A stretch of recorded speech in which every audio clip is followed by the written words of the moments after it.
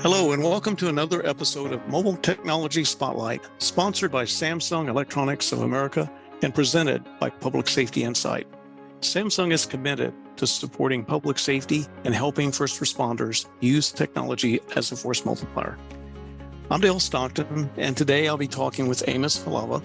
Amos is a criminal intelligence investigator with the Carter County Sheriff's Office in Eastern Tennessee. He's been with the agency for more than 20 years, and he's also a volunteer firefighter with the Hampton Valley Forge Fire Department. He's the agency's technology officer, and he's been with Hampton Valley FD for more than 20 years and has worked in every position in the department, including being the fire chief for several years. For both the sheriff's office and the fire department, Amos has become very adept at leveraging smartphones to expand operational capabilities and situational awareness. And that is why he's here with us today. So, Amos, why don't you give us a brief overview of each of the agencies that you work with? And by the way, I think you're the only guy I know that's probably got 40 years plus of public safety service, served with two agencies at 20 each. So you get distinction for that. Go ahead, sir. Well, the loss of my hair shows you how much that stress has taken on me, but I appreciate the opportunity to be here and speak with you today. My service at the sheriff's office, we're about 150 person agency, including patrol CID, SROs, corrections. We have smartphones deployed throughout all aspects of our department. Our patrol officers are issued phones, and in the jail, we use phones for everything. So, technology is everywhere. We're leveraging that data and the technology throughout the department. And at the fire department, every volunteer is got service, and we use different tools on our phones instead of carrying around heavy, bulky equipment and stuff like that. So at the fire department, we have probably 25 really good active members right now. We've had it as high as 40 before, but it's hard to get people to work, much less volunteer.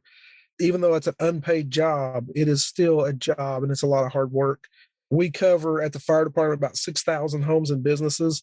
We have a very large area. We border up to a lot of other departments. And so being able to communicate with them is always an issue that we've had to deal with. So in the sheriff's department, in the sheriff's office, I'm sorry, you guys are a sheriff's office, the smartphones, they're out there with the deputies on patrol. What types of things do they do with them?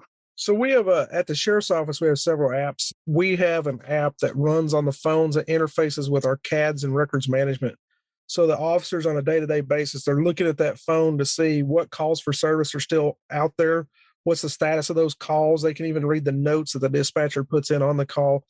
When they're on scene, they can take photos, record audio or video, and tie that back to their case right off of their device. We have it set up to where they can run NCIC, so they can run tags, driver's licenses, right off the phone itself, instead of having to necessarily call all that information back to the dispatcher. And when they do that, it keeps that record in with their calls. So it takes a lot of that radio traffic out and puts things like photos and information that sometimes is hard to copy off over the radio just due to interference. It puts it right in front of them, makes it much easier and simpler for them to do that job. Got it. And then you mentioned your fire department volunteers have smartphones now. How did that come about, and have you seen some benefits there? Yeah, so we have been a partner with T-Mobile in their Connecting Heroes program. We were one of the first departments to jump onto that program when it became available. So that has allowed us to basically, it's a volunteer department. It's hard to force people and say, hey, you got to have this. But if you're giving them something for free and saying, hey, here's free cell service, you put it in your phone. Now we can say, okay, here's these apps that you can run, and here's how we use them. That gets them to use the capabilities that we have without them saying, well, I can't afford to go, get that because, I'm already volunteering my time to do this other stuff. Right. That's great that you're able to do that with volunteers. And I understand the value to them and retaining volunteers with that. So obviously, smartphones, one of the reasons they're so useful is they, the old saying, there's an app for that. So public safety budgets are always stretched. Could you tell us about any apps that you found to be especially helpful and that are available for little or no cost to first responders? Yeah, so three that I use at both agencies would be Zello, Telegram, and Tag. And one of them that we use at the fire department is Active 911. That's good. You got four of them. So why don't you start off with Zello? And I'm going to assume our audience doesn't have any familiarity with any of these. So why don't we start with Zello? Tell them what the use case would be. So Zello is a push to talk app, basically, and it has capabilities to use a gateway to interface with your existing LMR, land mobile radios. We feed our radio channels into Zello so that even if an officer is out with his family and having dinner, something's going on, instead of having to rush back to a vehicle or home to pick up a radio or even to call 911, they're able to just load up the app, listen to the radio traffic as it's going on, and if necessary, even talk back, to say, hey, I'm en route, or, on a private group, hey, this is what we need. I need you to respond here type stuff. The Zello offers work accounts to all first responders for free. And so once you sign up with an account, you fill out a little application, they will hook you up with a free account, and really good company. Can't say enough good about them for what they do for first responders on an everyday basis. That's great. Appreciate it. And then you mentioned Telegram. What about that one? So Telegram is a chat app, basically like WhatsApp or, some of these others that are out there. One of the reasons that we went with Telegram is they have a very well developed API, which allows us to push information into that chat. Most of our chats are just, hey, I'm en route to the station, or, I'm over here, or hey, this is a picture of a guy that we're looking for. It has really good tools to include a large amount of people into one chat very quickly. The ability to just share a link out and let a bunch of people jump on a chat. So if we have multiple agencies responding to an incident, we can text one person in that agency a link and say, hey, send this to all your guys. And the next thing we know, we got 20 people popping into a chat. And then we can even feed into that chat our radio traffic or, different things that we need to, whatever the situation is, so that, we could have, I've had as much as 60 people in one chat for, half a day while we were working an op. And then I've had as many as 120 people in a chat that we worked for over a 4-day period. And just information was passed around very quickly, and we were able to onboard a large amount of people very quickly, but it still gives us the ability to manage that group, to control who's in that group and who has access. That's a free app that is available. That sounds great. And just to clarify, I assume from those numbers, you're talking about multi-agency capability. Even though they may not have a common radio frequency, they're able to leverage Telegram. Is that right? Yeah, we use it for a lot of our multi-agency stuff. We also use it on the day-to-day basis too, just for our regular operations on what's going on, to be able to pass information back and forth between groups, both at the sheriff's office and the fire department. That's great. And then you mentioned TAC. I think that stands for Team Awareness Kit. What about that one? Yeah, so TAC is a DoD developed software. Anybody can get access to it. It's a free software you can download off of either iTac off the Apple Store or ATAC off of the Google Play Store. And then you can run your own TAC server. But if anybody wants more information on that, go to tac.gov. That's tak.gov. It is a situational awareness tool. It allows you to put sensor data from multiple types of sensors into one geo-referenced map, and then overlay that with the locations of all your officers or firefighters, whoever you're working with on whatever incident or rescue squad. All that information pumps into one screen, including video feeds from traffic cameras, public facing cameras. We can even video feed our drone footage into that and share that back out. We track aircraft. So we have our local med flight helicopters, state police, TBI, everybody's aircrafts all crammed into it. So if there's something going on in our area, we can track what we need to.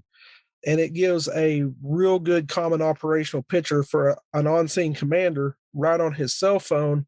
It also, from everybody from the patrol level, the firefighter level, if we're working a brush fire, you can see how big it is by having a guy walk the line, and it basically paints you a graph of, okay, here's where our fire is at. In a law enforcement perspective, we have used that very effectively in pursuits, where they're at right now. Radio traffic, if you're going 60, 70 miles an hour, by the time you get out of road name, you're a good quarter mile down the road or something, like you're moving constantly or you're turning. With TAC, we can keep up with that very quickly, which way that pursuit's going, or if it's stopped and then nobody's on the radio. So that tool there, we have leveraged across multiple disciplines and even multiple jurisdictions in our area to expand that functionality out. That's great. And I just want to point out something if the audience didn't pick up on this, because we're dealing with smartphones and you're talking about all this situational awareness with your personal resources, your LZ, everything is the geolocation is at a person level, correct? Yeah, so you'll see where every officer's at. So, crossfire situation, you got a barricaded subject. You don't want people that, are pointing guns at another officer. So you can tell where they're at around that scene, making sure somebody doesn't move into an area where you would not want them in that area unless they were behind some solid cover. Who's responding, where they're at, type stuff too. So it's not just the vehicle, it's not just the armored vehicle, it's each individual officer is one of those positions on that map, so you can tell where people are at. That's great. Now, you mentioned that TAC is free. My understanding is that it is free, but there is a learning curve. And you mentioned a website, tac.gov. Is that correct? Yep, tak.gov. And is there another supporting site or any information you'd recommend that people check out? There's some Slack groups out there. There's some Discord groups that people get on, some Reddit groups. But if you want the best source of information, especially get started, be at tac.gov. There's a lot of really good information on the site, including training. But if you get into, setting up your own server and then having any problems or wanting to track aircraft, I would recommend getting on some of those, Slack groups. You can just search them up, get added in there, and just start dealing with your peers on what it is you're trying to do. And there's always somebody out there who's done it. And there's always people who do it better than I do. And I try to pick their brains, and that works out pretty well. Got it. You mentioned one other one, Active 911. Tell us about that app, please. So Active 911 has a small fee with it. It's not free, but it's not a very expensive app. We use that to get dispatched on our calls at the fire department. So just to give you an example, what we used to do was issue every new volunteer a radio. We basically have replaced that with Zello. And then we used to issue them a pager. We've replaced that pager with Active 911. So instead of handing somebody, $1,500 worth of equipment when we don't know if they're going to show up, what we've been able to do is say, hey, load these 2 apps up on your phone. And actually the 3, we give them Telegram too, load them into our fire department group chat. And so then we basically give them the equivalent of our group chat, our radio, and a paging system all in one. So Active 911, it goes off in the middle of the night. It'll alert my phone. It sets off like a little siren. I check it, and it tells me, kind of what the call is, where the call is. I can click a button, and it'll map me to the call. I can also click a button that says, hey, I'm en route, or, yeah, I can't make it. And that lets the fire chief know, hey, I've got 5 people on their way. It feeds that information in. So that's a really good system. We like it. It's worked very well for us. There's others out there like it, but if people aren't leveraging those in some way in their departments, that's a really good thing to look at. I really appreciate you sharing on the app. Sometimes people are unaware of these, and it helps to know what's free. And just to reiterate, all of those, with exception of Active 911, are free. And as Amos pointed out, Active 911, there is a small fee involved. So Amos, it's really clear you've been very effective at leveraging mobile technologies of Force Multiplier. In terms of technology, what's next for either of your agencies? And it doesn't necessarily have to be mobile. What's on the horizon for you guys? One of the things we're working on now is a regional TAC server that we will be able to include every department in the entire region. And that is just a kickoff to actually run some of these other apps together. So we've built up a pretty good working group right here in Carter County and even some of the surrounding counties. We're wanting to expand that out to make that more regional. So by bringing on location information with TAC and sharing that stuff, being able to share radio channels across jurisdictions with Zello, and even have large group chats in Telegram for across the entire region is where we're looking to go. It's taking this stuff to the next step. There's so many different ways that will grow from that I probably can't even think of now, because there'll be a group of people look at all this, and there'll be one smart guy in that room that's going to say, hey, you got this over here. and he'll bring that up, and everybody be like, yeah, that's good.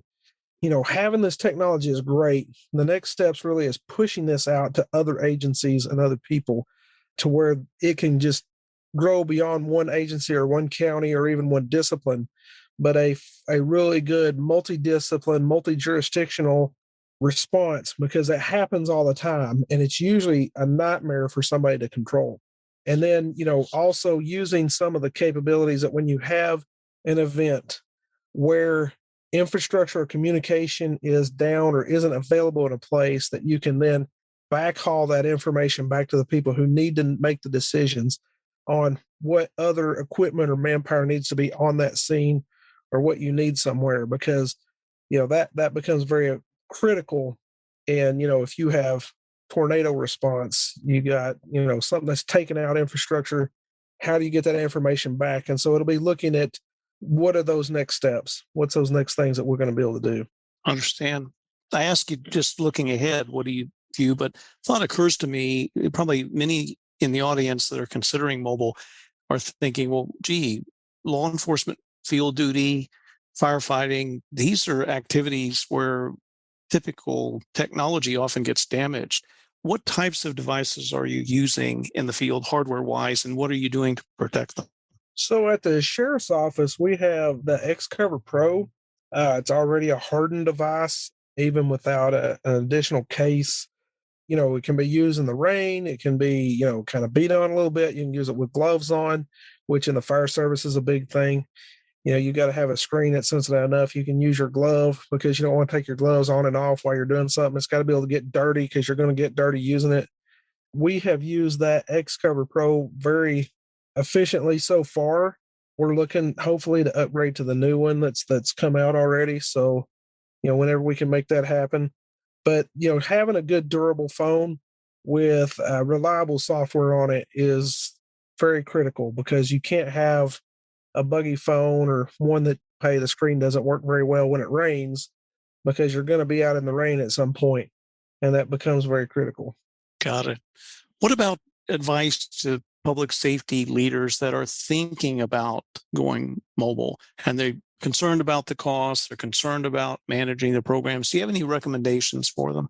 One thing would be really evaluate those devices. In our trucks, we have Samsung tablets. We've had those working in there for probably 3 years with no issues with those tablets. So, getting a good flagship device that's going to be supported, that's going to be important so that, it lasts, because you don't want to be buying something new like every year. And then coverage with whatever cell phone provider or internet provider that you have access to, really evaluate that coverage well. Cost is one thing, but coverage and having good coverage is another. We've been very fortunate in our area. We will probably never get 100% coverage inside of our jurisdiction just because of the real rural mountainous terrain that we have. But we get really good coverage right now with T-Mobile, and we are using their Connecting Heroes. So if you got somebody out there that says, hey, I can't afford this, check out that Connecting Heroes program. It might be a way that you can afford to put that into an agency when you don't have a large budget and still put some of this stuff out and use it. It's been very beneficial for us. We'll put it that way. Understood. That's great advice.